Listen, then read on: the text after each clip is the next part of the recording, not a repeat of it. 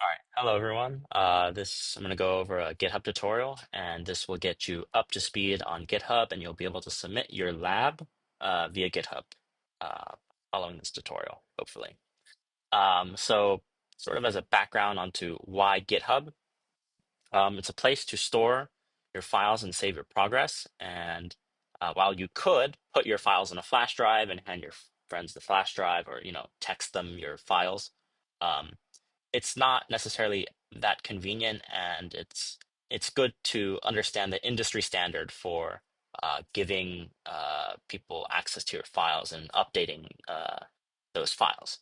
And it's sort of like um, how I wouldn't pass you like a document through a flash drive. I would put it on maybe Google Drive or Canvas. And so in a lot of ways, GitHub is like Google Drive, but for code. Um, and so it's actually so widely used that over 90% of Fortune 100 companies use GitHub. Okay, so to use GitHub, we're going to go through a workflow, and a workflow is just a sequence of actions. You'll find more information about it in the repository we're going to explore later. Okay, there's two important things to a GitHub workflow. You can commit, which is like saving your progress as a checkpoint, and you can roll back to the last commit um, in case you like mess something up. And you can also push, and you will be pushing all of your commits basically. And a push updates your code to GitHub, like the database. And so even if like your laptop gets sliced in two and Santa Barbara goes under the ocean and your house floods, you will still be able to access your code if you can get to a laptop. Um, and so this is the power of GitHub, in that as soon as you upload your code, it's there. You won't lose it. So with that out of the way, let's first set up your connection from Cecil to GitHub. Okay, so the first thing we're going to do is on GitHub, you're going to want to log in. So I'm already logged in, but you might need to do that. Now, click on your profile picture here and go down to settings. And we're going to go down to SSH and GPG keys. All right. And so what SSH keys do is that they allow you to remote access something, or basically allow you to control something when you're not directly there. So like I'm on github.com right now, but with these SSH keys, um, to upload files, I won't have to be on github.com. Okay, I'm going to click new SSH key. Oh man. And we're going to give it a title. Let's just say oh, I don't know, Cecil. And here we have a key field. Now, we don't have a key yet, so we need to generate one, and it's pretty convenient that we can do that in Cecil. So first log into Cecil. I have a shortcut.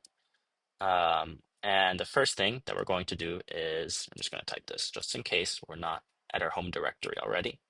And we're going to do this command, ssh keygen -t ed25519 dash capital C, and let's just give it a comment of, I don't know, my UCSB email and GitHub. So this is to keep track of our keys. You could type anything really, but this is pretty nice. The file, let's type .ssh/github. You could leave this blank and press enter for the default file, but you may eventually create multiple keys. So if you have something in a file like this, it's hard to tell like what it is aside from the signature. And in fact, I have a key in here, so that's why I'm putting GitHub. Okay, so for a passphrase, you could put a passphrase for extra security, but to be honest, it's kind of a hassle, and every time you use your SSH key, you're going to have to type your passphrase, and that's, I guess, supremely annoying, unless if you need the extra security for some reason. Okay, we're going to get this, and we have our key. Our key is created. Now, um, what we're going to want to do is we're going to want to activate our SSH agent. Okay, there we go. And we're going to want to add our private key to the agent. Oops, not like that.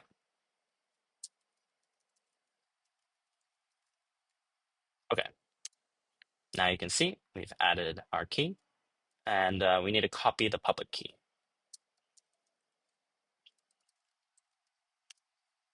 Okay, so here is our key. We're going to put just this part in here. So I just pasted it in there. Add SSH key. Perfect. Now that you've added your key, we can, well, let's first test it actually. Oops. Okay, so this command will test your key.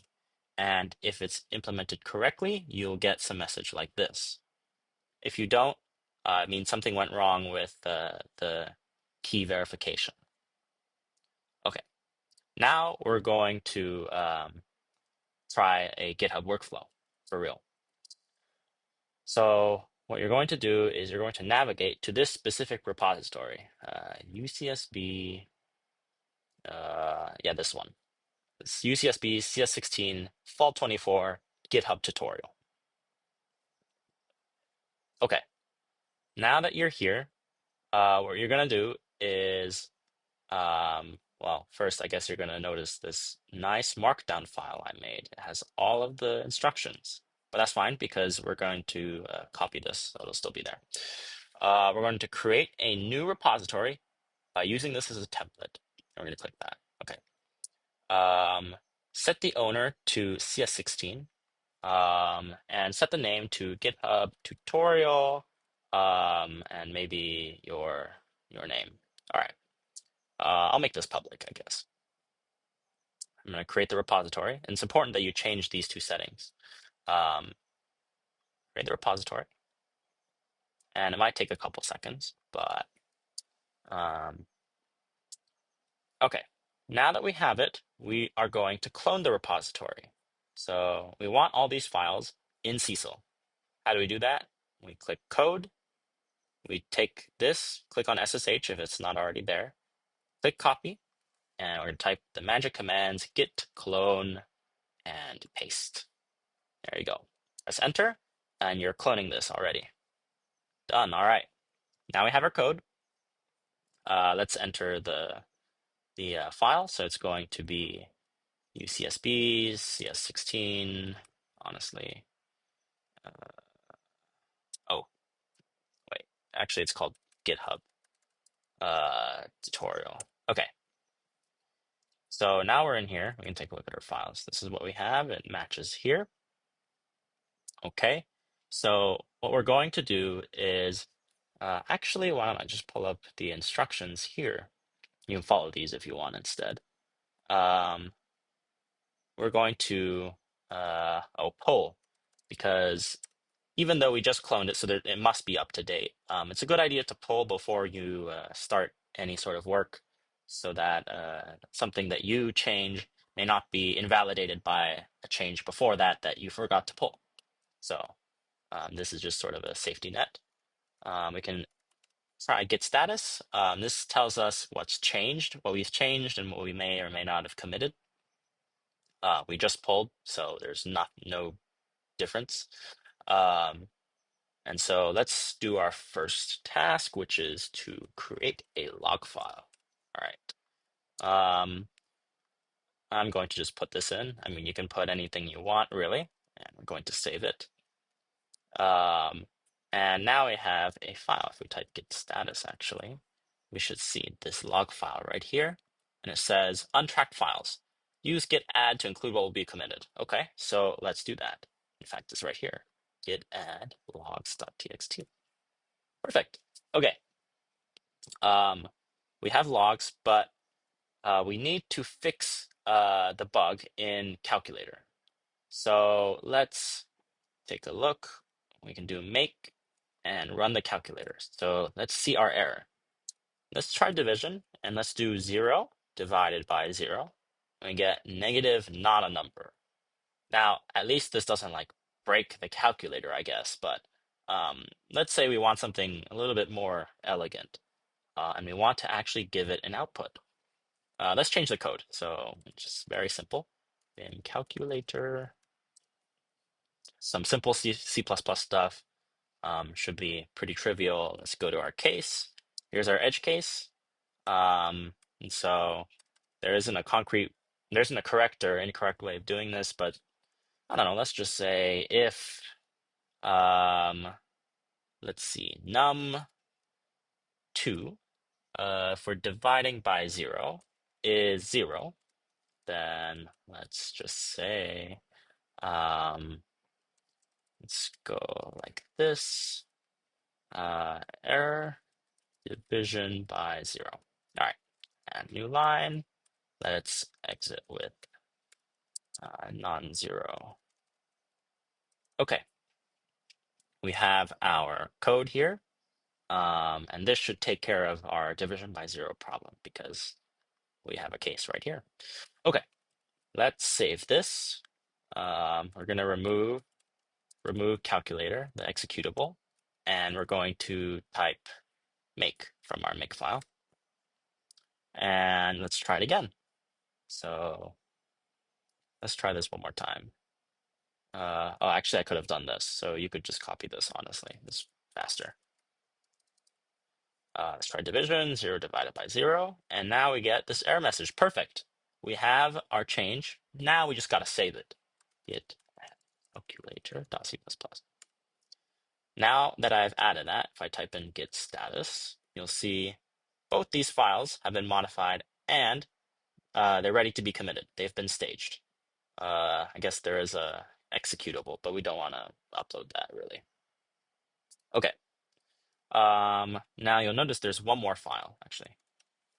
There's one more file that is errors.txt. Now we can take a look at what errors is, what the errors are, I guess. So here are the errors. The calculator crashes on divide by 0, feels dark gray all alone. So, I mean, we fixed at least this one, and let's just remove the file in its entirety. So, I mean, it's pretty simple. We just type in remove errors.txt. Okay. Um, Now the problem is if we type in git status, what we will find is that it hasn't been staged. So what we need to do, just like adding a new file, we need to type in git remove errors.txt. Perfect. Now if we type in git status, we'll see that we have deleted. So this is correct.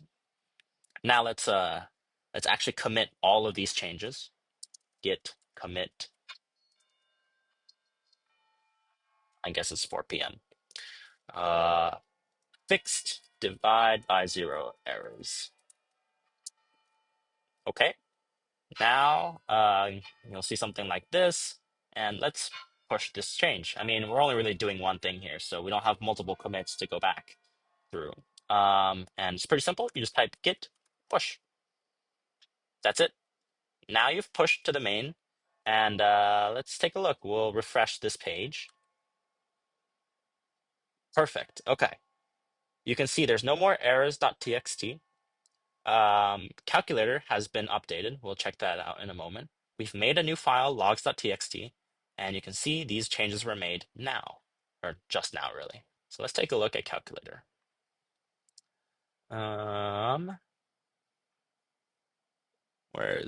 Look at that. Our if statement is right here.